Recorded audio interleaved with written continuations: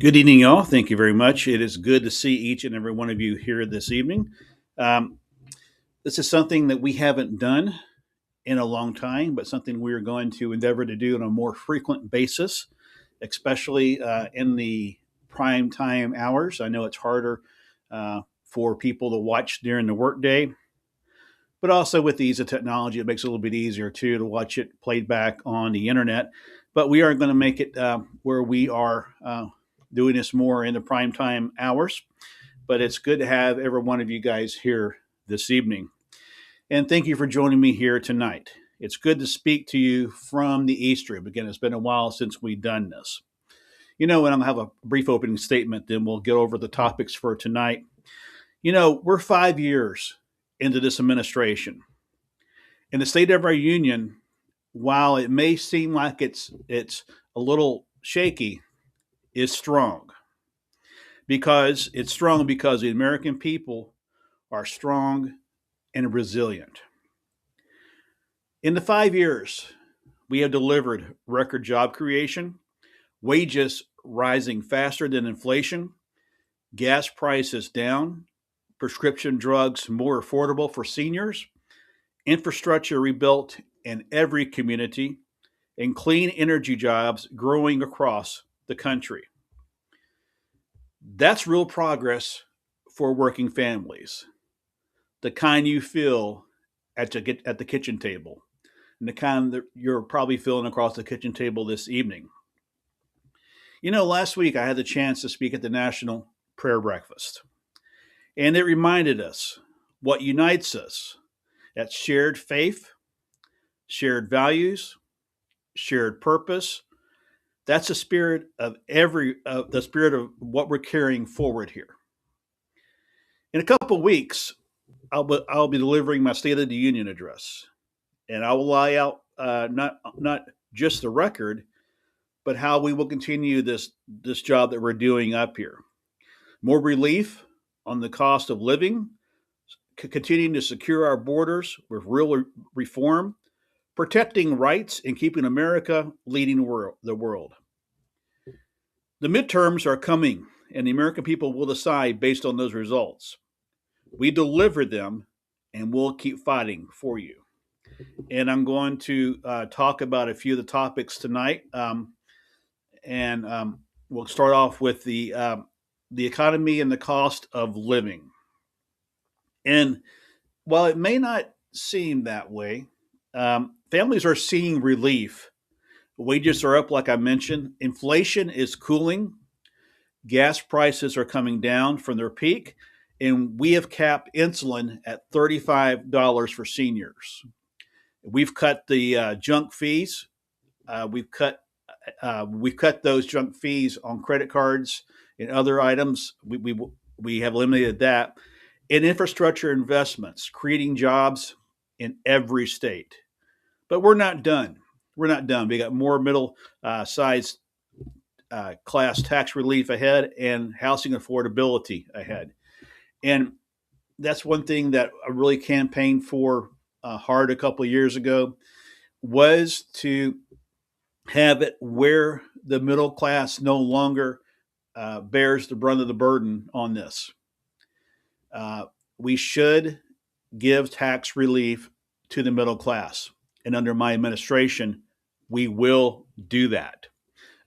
One of the things I would like to see is uh, is a tax plan, a tax proposal to where we tax the upper income earners in our country, but there's a catch to it. If that higher income person goes back to their hometown or their community and gives back to their community, there'll be a tax break. And think about that. I want you to think about that for a moment. Think about what a rewarding thing that would be. I'm just going to throw out a profession here. You think about a architect. Think about they went off, had a great career. They now have their own company, agency, but and and they're making a lot of money. But now they come back to their hometown. They see that struggling company are struggling business. It may be a restaurant, it may be something like that, and who's trying to get a interior designed, trying to get a building design, and they donate their services to that company. The philosophy behind this is you would feel better, I believe, as the person doing that, company, the building, the restaurant that is getting the services would definitely feel much better at as well. So it's something I'd like to see proposed. I know it's a long way from fruition, but it's one of the things that I would really love to see come to bear under this administration. In unity and values, we're in very divided times. I can't ever think about a more divided time that this country has been through than what we're going through right now. And I just wish it wasn't there. I wish we could all work together. If you look at it quite frankly, there's not a whole lot of reason of why we're so divided or why we're so polarized. There isn't. We need to work together.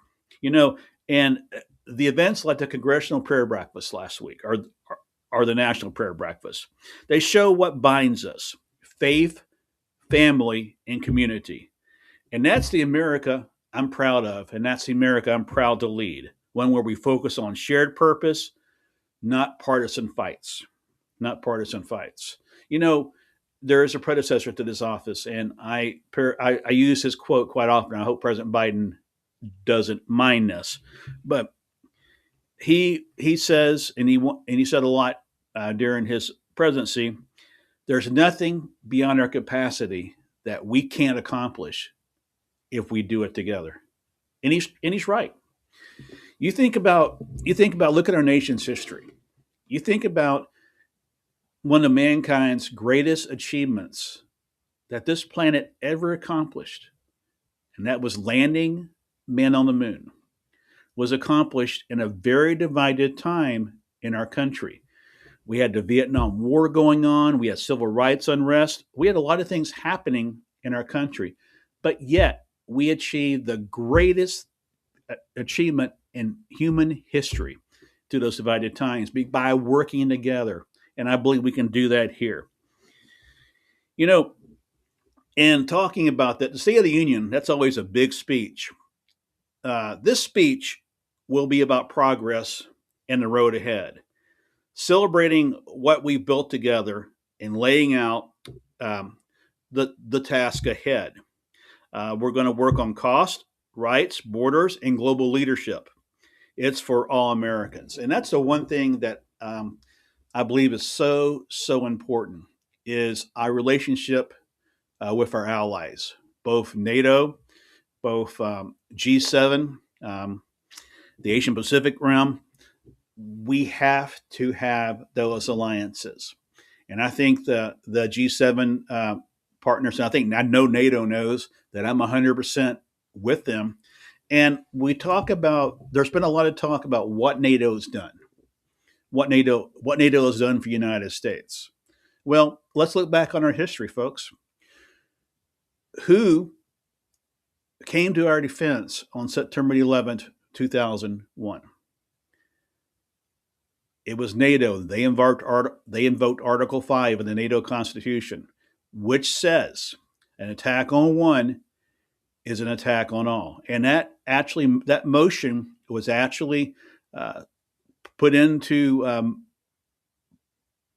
by Denmark. And so we need to work with our allies. We need to work with our allies, especially with the global threat. We still have the Ukraine situation, which has been going on way too long.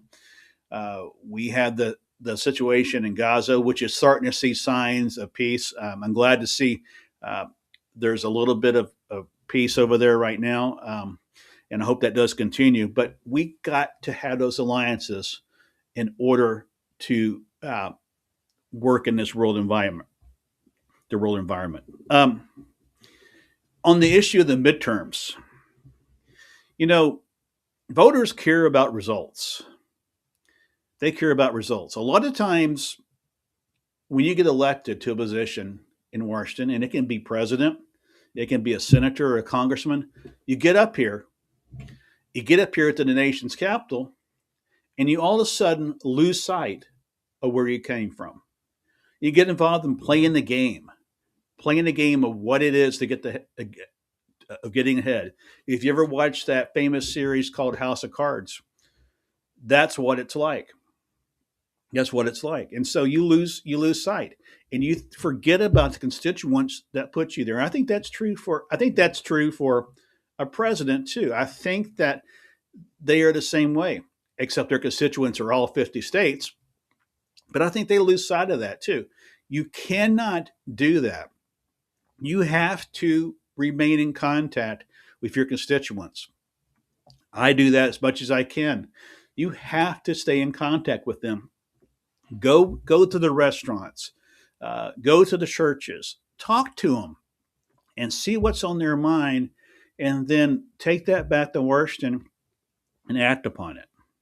And I think really we'll look at the midterms and we'll see, I think we'll see a drastic change. I think the American people are wanting to put this partisan politics aside and behind us, and just move forward together. And I think we'll wait and see what the outcomes are. But I think it's going to be a very interesting midterm race. I'll be out there visible, supporting the candidates that I believe need to be in office and have my values and the values of the country. I think that's important. On the immigration and the border, we've taken executive actions to secure the border.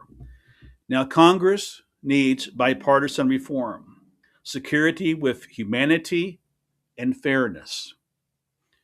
We need to secure our border the right way. We need to do it the right way. I know that the amount of entries are down, the deportations are up, and so we need to continue work on that. We need to have safe borders in order to have a safe country. And partisan gridlock. The budget, these continuing resolutions are something that are tied up in this. I'm focused on the results for families, not Washington games. Bipartisan wins like infrastructure and veterans care prove it can be done.